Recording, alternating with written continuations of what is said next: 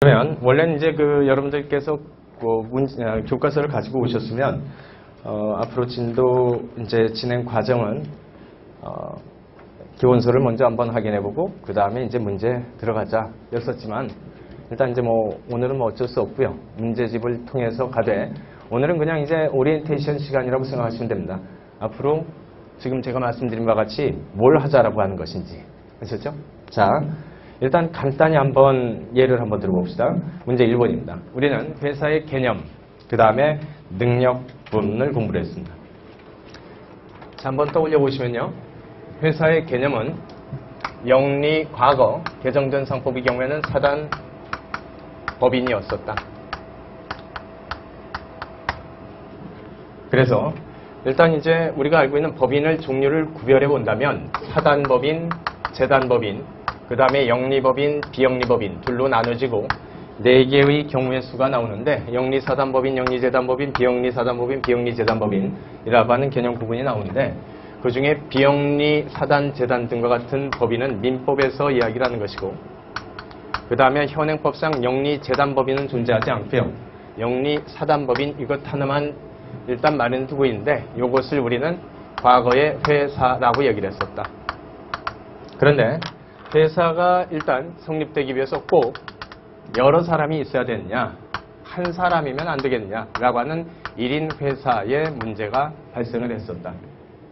그 중에 1인 회사 부분은 어떤 식으로 처리를 한다고요? 1인 회사가 가능한 경우는 언제라고 얘기를 했었습니까? 물적 회사. 아셨죠? 주식, 유한 책임회사라고 하는 물적 회사의 경우에는 가능하지만 인적 회사에 해당되는 한명회사, 합잡회사 등의 경우에는 1인 회사가 인정이 절대 되지 않는다. 한 명 회사는 적어도 2인 이상의 무한 책임사원이 필요하고 합자회사의 경우에는 더더욱이 무한 책임사원과 유한 책임사원 둘이 모두 공존을 해야 되기 때문에 1인 회사란 존재할 수 없다고 얘기를 했었습니다. 따라서 개정상법의 경우에는 이제 혹시 이와 같은 문제점이 있을 것을 대비해서 사단이라고 하는 개념을 뺐다. 아셨죠? 회사의 개념에서요. 자, 거기까지 정도 확인해 주시고 그 다음에 두 번째 1인 회사 인정된다라고 하더라. 그러면 이때 1인 회사라는 것은 1인이 사원인 회사로서 사원이 한 사람밖에 없더라. 그리고 회사이다. 그런데 회사가 있다라고 하는 것과 회사는 별도의 법인이고 즉 법이 인정한 별도의 사람이고 그 다음에 사원은 말 그대로 별개로 존재하는 사람이기 때문에 같은 사람은 아니다. 즉 법인격은 다릅니다. 따라서 회사 재산을 아무리 오너에 해당되고 1인 주주에 해당되는 사람이어도 마음대로 갖다 썼다면 횡령죄나 배임죄가 충분히 성립될 수 있다. 아셨죠? 그래서 횡령죄나 배임죄의 주체가 될 수 있다. 따라서 우리가 배우는 것이 주로 주식회사에 있어서의 1인 회사라고 한다면 이때 주식회사의 각종의 일단 법적인 문제 내지 절차에 대한 문제는 우리가 여지까지 기본 시간에 배웠었던 주식회사법을 그대로 따라야 되나? 하지만 특히 주주총회 결의하는 과정에 사원이 한 사람으로서 주주가 한 사람이다 뿐이니까 혹시 하자가 있다라고 해도 어차피 하자 없는 주총결의 다시 진행한다 해도 결론은 똑같을 것이다. 그렇기 때문에 이 하자는 치유시켜주자. 그렇게 얘기를 했었습니다. 그죠? 자, 거기까지가 우리가 일단 이제 1인 회사 부분에서 공부를 했었고요. 그 다음에 어찌됐건 회사는 법인이다. 그래서 법이 인정한 사람과 그 다음에 법인의 구성원 자체는 별개의 사람이다. 라고 얘기를 했었습니다. 그러다 보니까 법인격을 남용하는 경우들이 많이 생기더라. 그러면서 우리 기본 시간에 현대미포조선 사건을 말씀드렸었습니다. 그래서 법인격이 사실상 A라고 하는 사람이 실질적으로 지배하는 자이고 그 사람은 뒤에 숨고 B라고 하는 또 다른 회사체를 만들어서 그 다음에 제3자와 거래를 하게 만든다. 그리고 제3자에 대해서 의무를 부담하게 될 텐데 이때 이 의무 이것을 B가 물론은 부담해야 되겠으나 이때 B가 사실상 페이퍼 컴퍼니 등에 해당되는 형해화된 법인에 해당된다면 이때 제3자는 원고가 되어서 피고를 A라고 하는 실질 지배 주주 이 사람을 상대로 자신의 청구권을 행사한다면 이것이 받아들여질 수 있겠는가? 할 수 있다. 다만 할 수 있다라고 하는 근거가 뭐냐? 여기에 대해서 말 그대로 법인격 남용론이라고 하는 것은 민법 제2조에 신의 측에 그 근거를 두고 있다고 이야기를 하기 때문에 신의 측에 그 근거를 둬야 된다라고 하는 학설, 신의 측설과 그 다음에 사실상 저건 법인이 아니다. 사람이 사람다워야 사람인 것이다. 와 마찬가지로 일단 법인격에 즉 사람성에도 내재된 한계가 있다. 그런데 이와 같은 형해화된 법인격의 경우에는 그건 사람이 아니라 그 뒤에 있는 사람이 제3자 C와 거래를 했었던 사람이 되는 것이다. 이것을 그 근거로 들고 있다. 그런데 우리나라 판례는 신의 측설을 따르고 있다. 자, 여기까지가 일단 회사의 개념 부분에서 공부를 했었던 부분이고요. 그 다음에 어찌됐건 일단 회사가 탄생했다면 탄생된 회사라고 하는 법인 자체는 권리를 가질 수 있다라고 하는 권리 능력이 생긴다. 그러면 이때 이 법인은 물론 사람은 사람이어도 우리와 같은 걸어다니는 자연인과는 다르기 때문에 자연인도 물론 출생 이후에는 권리 능력을 갖는다 쳐도 법인의 권리 능력은 약간 제한될 수 있다. 어떤 사유에 의해서 제한될 수 있는가? 첫 번째, 성질에 의해서 가질 수 없는 권리도 있다. 성질상 제한.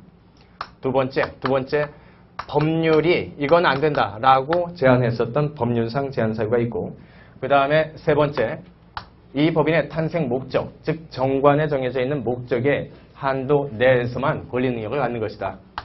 따라서 정관에 정해져 있는 목적 범위 외의 행위에 대해서는 권리 능력이 원칙적으로 없어야 된다. 자, 그러면 성질상 법인이 누릴 수 없는 권리는 무엇인가? 자연인만이 가질 수 있는 생명이나 신체에 대한 권리는 법인은 누릴 수 없는 것이고, 법인은 상속을 못 받는다. 대신 영 받고 싶다면 유증이라고 하는 것을 받는다. 그래서 일단 상속인이 될 지위는 가장 대표적으로 가질 수 없다. 그 이외에 일단 우리가 더 배웠으니까요. 이제 기본 강의는 끝났으니까 그 이외에 또 법인이 될 수 없는 것, 즉 가질 수 없는 법적 지위나 권리가 있다. 뭐죠? 상업 사용이 못 된다. 따라서 이사, 감사 등 발로 뛰어서 회사를 위해서 열심히 일할 자, 이 사람들은 못 되는 것이다.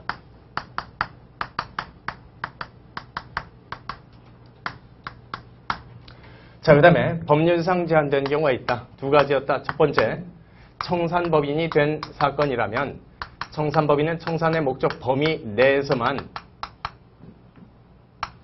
권리와 의무의 주체가 된다. 따라서 이제는 영업활동하지 못한다. 두 번째, 회사는 다른 회사에 무한책임사원 못 된다. 자칫 이것 인정했다가는 연쇄부도 현상이 발생해버린다. 그 다음에 일단 법인의 정관에 정해져 있는 목적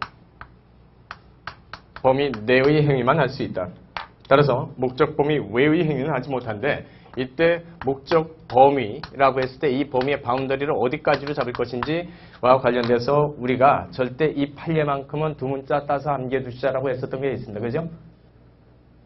쬐까만 피카츄 기억나시나 모르겠습니다. 아셨죠? 법인의 목적을 위해 필요한 행위는 할 수 있다. 그러면 어떠한 것이 필요한 행위인지 여부는 일단 직접적으로 필요하건 간접적으로 필요하건 여부는 불문하고, 그 다음에 이때 필요한 행위인지 아닌지라고 하는 것은 객관적 추상적으로 판단하는 것이지 주관적 구체적으로 판단하는 게 아니다라고 했었던 것이 판례 태도였었다. 그죠? 자, 여기까지가 법인의 권리 능력이라고 하는 부분이었었습니다. 자, 그 다음에 두 번째, 법인도 못된 짓 할 수 있다. 따라서 상대방 당사자로부터 불법 행위를 저질렀다면 법인이 이때 당연히 지도 책임을 져줘야 되는 것이다. 이것을 우리는 법인의 불법 행위 능력이라고 얘기를 했었습니다. 즉, 못된 짓 했으면 책임져줘야 될 능력이 있어야 된다. 그런데 이때 예컨대 이 법인 이름이 A 법인이라고 가정을 했을 때 법인이 못된 짓을 했다고 하기 위해선 A 법인의 대표기관이 있어야 되는 것이다. 예컨대 대표 B가 밖에 나가서 어떤 행위를 했었는데 그 행위가 직무와 관련된 행위이어야 된다. 그런데 어떤 행위가 직무와 관련된 행위인지 아닌지는 어떻게 판단을 하냐? 소위 외형이론 내지 객관이론, 즉 외형을 통해서 객관적으로 판단을 한다. 그래서 그 사람의 개인적인 목적이나 주관적 사정은 굳이 고려할 필요가 없다.